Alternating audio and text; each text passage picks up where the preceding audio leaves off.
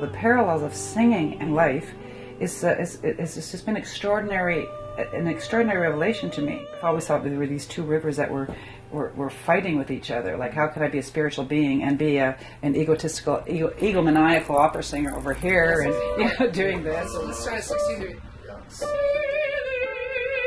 A little lower there.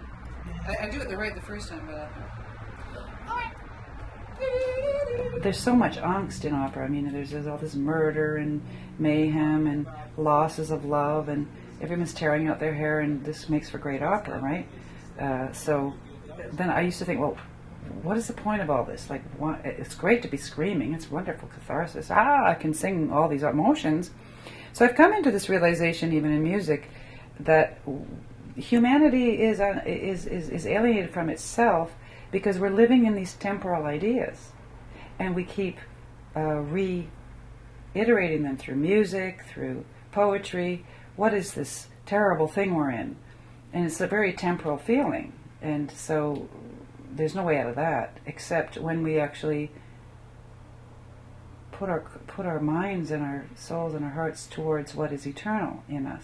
So that which I really am, that being that I really am, that spiritual entity that is actually having a physical experience in a body, that which I really am has this spaciousness, this presence, this expansion that can feel what is eternal, and music can do that.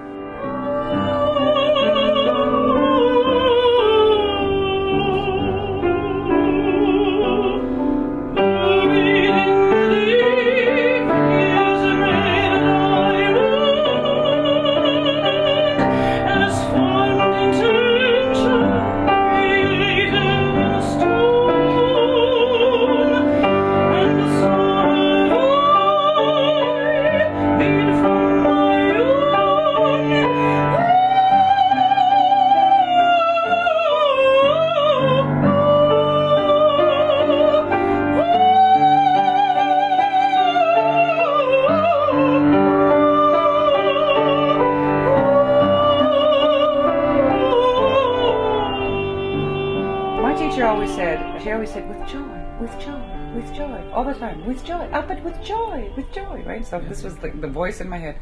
So I say the same thing, with joy.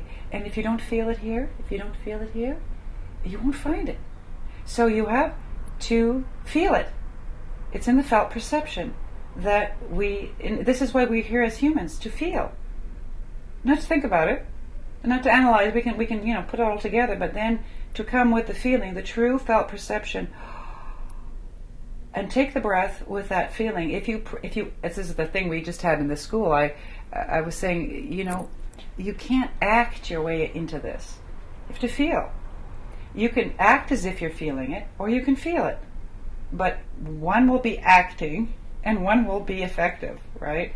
So you have to take each breath feeling the ecstatic emotion as like, I can't wait. And that feeling in here is a practice. It's a fantastic feeling. Why would you want to not do that? Because you're worried, of course. So this is the staying in the now present moment, knowing I've breathed it in, I felt it, I hear it, I remember it, I did it. I go on to the next note, I hear it, I feel it, I felt it, I remember it, oh, it was, and on and on. And what singers do is they're worrying about the difficult note over there, and it's like in life, we sing a note, but we don't know what we did because we were thinking about that one. So we have no idea. We keep feeding the I don't know what I did, so I have no way of making that one beautiful. So if you don't remember, stop. To practice remembering, practice being in it, and then you will have prepared that moment, and it will be splendid, because all of these moments were splendid. So it's that power of now, that power of present, and that's the most obvious, beautiful parallel between life, spiritual practice, and singing. Yeah, I'll follow you. I'll take your cue.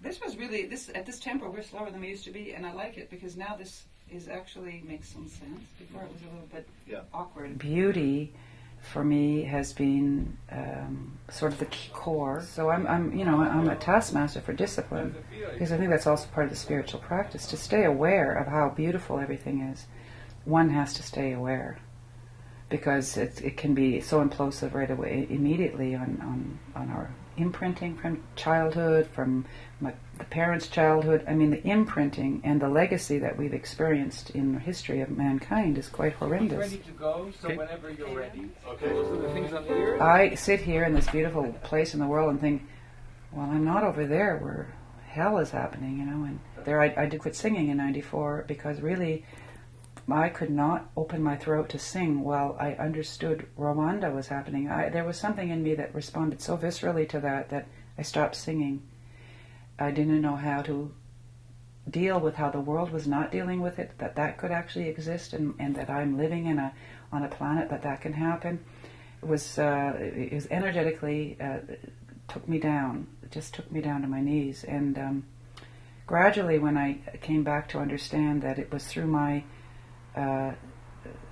staying connected to my essence, being in the space of love, that could possibly affect the world, and being from that space singing, then I had an opportunity to respond to it and not be leveled by it.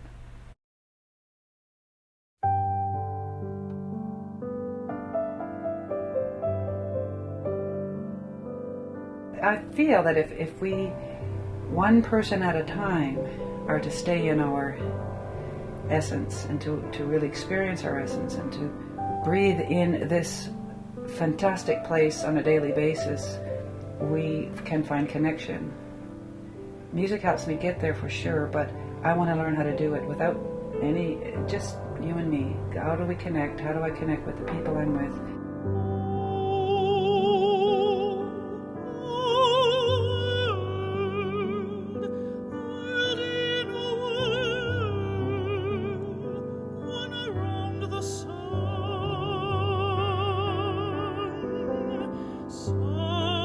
One person at a time, and I think we're doing it on the planet actually, is experiencing this.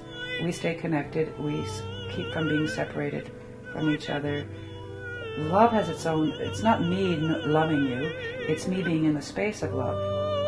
Love is much greater than anything I can manufacture. It's a big task, but it's a small one. It's right here, one person at a time. That's it. You can come.